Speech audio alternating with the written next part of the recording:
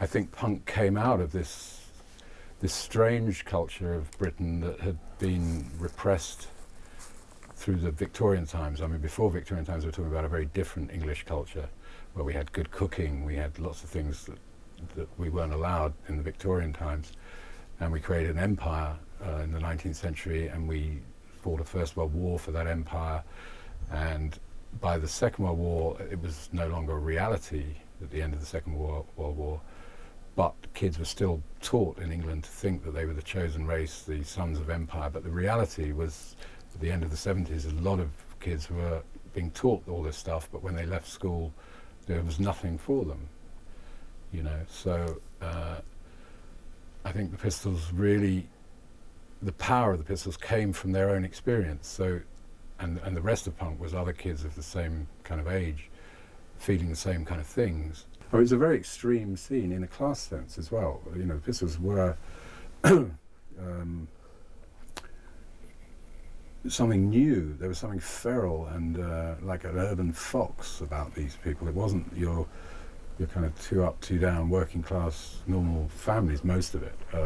It was over the edge of the precipice in social terms. They were actually giving a voice to an area of the working class that was almost beyond the pale. You know, the Beatles were safe working class compared with them, and there was this element of living on the street and surviving incredible hardship. It was a world completely, you know, outside my real experience. I had actually grown up on a council estate, although I went to Cambridge, and my father was political character who'd been to Oxford and stuff, so it was a kind of thing, you live in a council estate because it's politically the right thing to do. So that was weird, but you know, I'd lived in that world, but these guys were, you know, on the edge of that world, beyond the edge.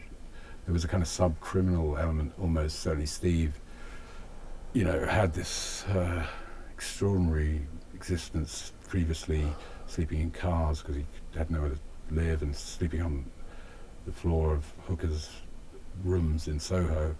You know, something very Dickensian and deeply London about the way they knew the streets and the alleyways and things that was just fantastically exotic in a weird way. You know, it was beautiful to see London in that way. So they were an obvious subject to film, weren't they? Oh yeah, they were, you know, dying, crying out. You know, from a filmmaker's point of view, it was like, stop whatever else you're doing, you know, just slap yourself around the face and get in there and try and film it. It was a scene that didn't want to be filmed, certainly not by a kind of film school student like me. You know, it wasn't easy to get in there, and it was easier if you were a Rasta DJ, I would think, to wave your camera around to a middle-class arsehole coming in. But that made it even more exciting, you know, that it was hard, it was scary, psychologically, physically. It was really great to force yourself to say, look, just film it, it's fucking amazing, do it. I mean, how did you first get involved with them? Well, I had a bizarre meeting with them before they played a gig. I just happened, at the time, you know, you had these wonderful docks in London that were still there, that had been closed down, so they were like a ghost town. Especially on a Sunday, it was completely deserted and had a really eerie but really evocative, rich kind of history in the air to this place. And we used to go down there on Sunday afternoons, just hang out, wander around down there, take photographs and stuff. And I just happened one afternoon to hear this song, you know, kind of wafted on the breeze, and newspapers were blowing around in the wind. It was a very nice feeling in the air. And I heard this strange song coming in wafts of, from the 60s, a Small Faces song. And I was actually at the film school at the time. I was trying to do a little piece about 60s kids in London in the 60s. So that music was kind of interesting because you didn't hear it that often. And it was a bit like a Alice in Wonderland moment. And it's my own personal mythology. You know, it's kind of weird whether it was hard to believe it was true, but it was true, you know, that I followed this sound, and I came to just one of these warehouses. The door was open, this old rotting warehouse in Rotherhithe, and went up the stairs. The music was getting louder and more intense, and it was raw, and it was weird that they were singing "I want you to know that I hate you" rather than "love you." That just was unthinkable at the time. This was desecration. And it was this wonderful open plan thing where your head just came up out of the stairwell and saw this vision of this band, and it was kind of humorous on one level because they looked like bumblebee figures, you know, with big fat shoes and kind of mohair Michelin men, fat bodies with big mohair jumpers with stripes and things. But the attitude and the look, and just in 1 second you just knew you'd seen something you'd never seen before, and you know, I did get this feeling that this is it. It's like finding the Holy Grail or something in a moment, which is bizarre because it was just the band on a Sunday afternoon rehearsing. I asked them if they'd do a piece for this film, and they weren't interested in that, but they did say they were doing a gig. And I didn't see the gig at St Martin's, but I went to the one at Central, where there was hardly anyone there, but there was this crowd of people in the audience that were just as amazing as this band. You know, there was Sid there, and there was the Bromley lot, and various other people, and they looked like cartoon superheroes to me, mutant X-Men type thing, but long before X-Men. But that kind of feeling that this was kind of somehow a mutant gene that was attracting these people together, and they didn't care what anyone thought of the music. In fact, they liked it that people didn't like it, you know. So there was a sense of theatre in the room, which you just didn't get in rock and roll at that point. You know, I used to go and see lots of gigs. I saw crazy gigs, you know, Led Zeppelin in the pub above, the room above Kloop's Cleek pub in, you know, which was pretty amazing, I guess. You couldn't hear anything for a week afterwards because it was so small and so loud. But it was always a kind of adoring audience and a rock band on the stage, whereas this was like a Marquis de Sade play in the asylum, you know, Charenton. It was fantastic to see. The band started falling apart after the real high tide of, you know, the high watermark of God Save the Queen and the Jubilee, and the fact they abolished the number one position in honour of the Sex Pistols was pretty great. And in a way, it's very hard to top that. On one level, there was also the violence, very real violence of people really, John particularly, getting really badly attacked and stabbed and stuff. When Nancy arrived, she tried to sleep with John, and that wasn't on. She made a beeline for Sid, and she really brought a lot of rock and roll habits and attitudes from New York City. You know, she was from like Bad Company and people like that, which she'd been hanging out with before. So all this kind of the cliches of rock and roll, the leather jackets and the drugs and the kind of the latter punk kind of uniform and way of thinking and so on, came into the Sex Pistols camp with Nancy, and that ruined it to an extent. And then the fact that Sid became so savagely addicted to heroin. He's obviously the kind of person that it really sinks its jaws into. I mean, some people can play around with it and not get that caught by it, but he really began to lose it quite quickly in that autumn. So all those factors, plus the fact the film had fallen through, were, it was kind of what can we do? And we had all this footage, stuff that I'd filmed, stuff we'd got from TV. You know, there was a massive stuff, so there was a sense of trying to do a more documentary thing, more in the London world that it came from. And then during that autumn, we spent time together in Marble Arch, where I was living. Quite often Malcolm would come by in the evening and we'd spend 2 or 3 hours sketching out these ideas for it. Very Godard inspired. The idea of these 10 lessons was Malcolm's idea. Malcolm was a huge part of writing this film. Sometimes his language wasn't as, because I'd been to Cambridge and all this stuff, I could write things perhaps more easily, but a lot of the ideas were his. But it was very much bouncing off, and I was deep involved in film theory and studies and so on, so I was bringing, elements of that to it. But it was really this idea that only took place after the band split, really. they went off. I remember this gig in Huddersfield on Christmas Day, which was a very strange time to have a gig. We all went up to Huddersfield where the firemen were on strike, and that was the last gig they played in England. And it was beautiful because they were very close, and it seemed that despite all this thing that had been brewing, that they were still very much a band. And I think they were quite optimistic, the band, when they went to America. I do feel that Malcolm had the idea of he was going to wreck it in America. The band know more about the politics of that than I do, but my sense of it was there was a kind of trap waiting at the end of this tour.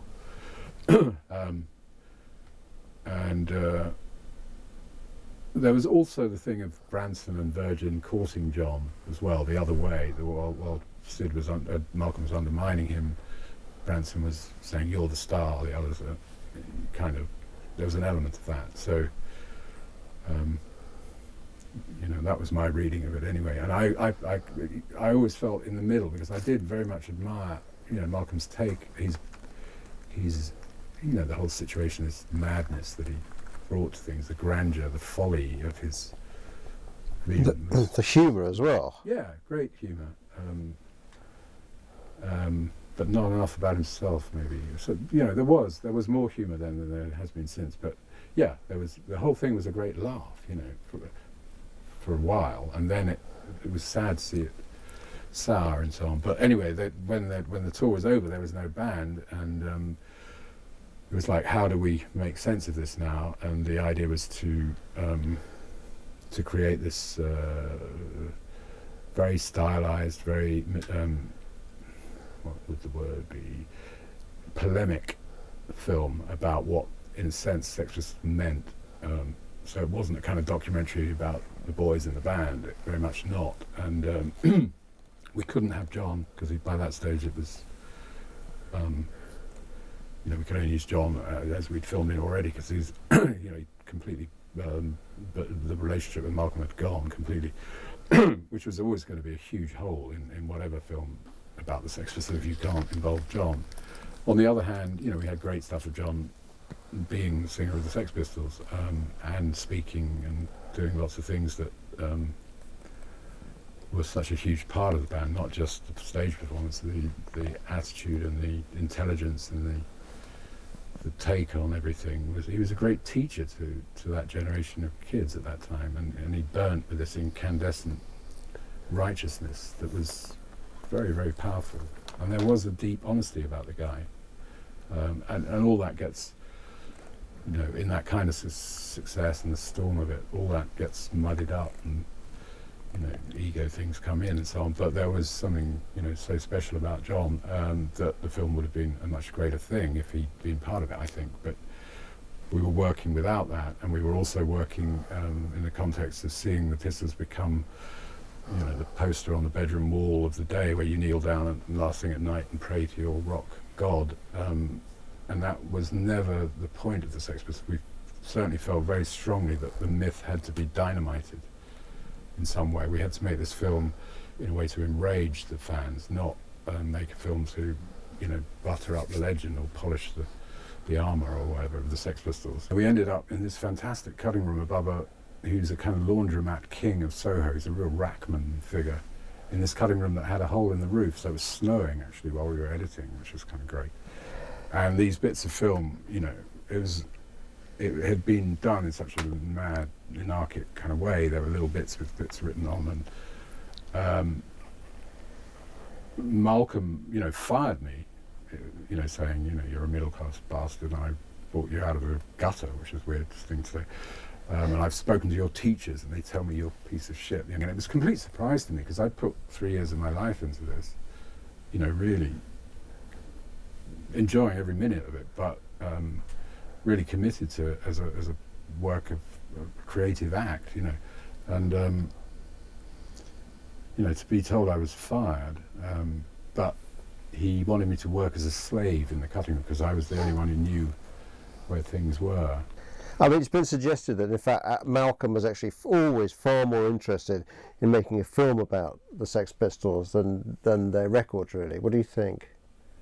you know, you could say he was far more interested in being a front man performer himself than managing a band. There are lots of things you could say about Malcolm, and probably all of them have a bit of truth. I think he was genuinely excited about the potential as it evolved of this band, and managing it was a fantastic thing for him at the beginning. But as it, you know, became a national, international thing, obviously his horizons widened, and you know, there is this great tradition of movies about pop bands that are usually terrible, but in their horribleness they have a kind of interesting charm. You know, one of my favourites is the Dave Clark 5 movie, actually. John Borman's Catch Us first If You film. Can, you know, which is this magical snowy winter in Bath. So you've got the black and white, it's in black and white, and you've got, you know, Bath, all the buildings still black, they haven't been scrubbed, and everything else is snow. So there's this set of this thing with these silly Hard Day's Night type running around Bath, but it's got a grandeur and a power, and the guy learned how to make his films, you know, partly by doing that. And in Born to Boogie, and the T-Rex movie, and the Slade movie is actually quite a good movie.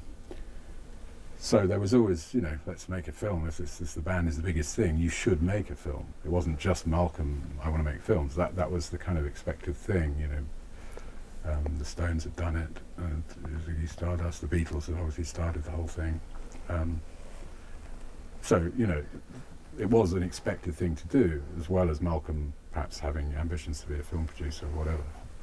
You know, to be told I was fired, but he wanted me to work as a slave in the cutting room, because I was the only one who knew where things were. Slave in the cutting room was that his phrase? Yeah. And I wasn't to talk. I was just to fetch, like step and fetch it. It was very, you know, there's a pattern. I think other people have experienced it. I was aware that, you know, we were telling one side of the story in some ways because we'd had this conceit of the mad Machiavellian manager and pumping that for all it was.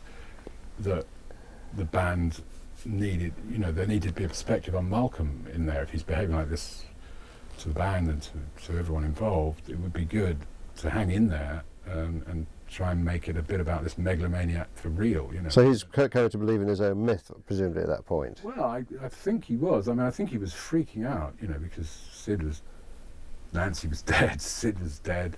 You know, it was a nightmare time, you know, so I understand the guy was... So he's having a bit of a breakdown, in fact. Having a bit of a breakdown, I think. It became a thing of whether, you know, I would hang in there and finish the film, or whether Malcolm would get me out, and I really made a point to hang in there, and then he took his name off it, so I finished it. I certainly wouldn't want to sit here and say that Malcolm had nothing to do with this film. He was a huge, huge part of it, but so were the band, so was the energy of the time, so were the guys who did the animation. You know, there were so many things going into this movie, but I think it is a document of its time more than anything else, you know, and it's certainly was a good thing for me to have the chance to kind of redress the balance and make a different kind of film, a more human film about the Sex Pistols, which is called The Filth and the Fury. And I quite like the idea that you can be mad enough to take the same subject and make a film a completely different way. So who killed Bambi? Who killed Bambi? I think we all did.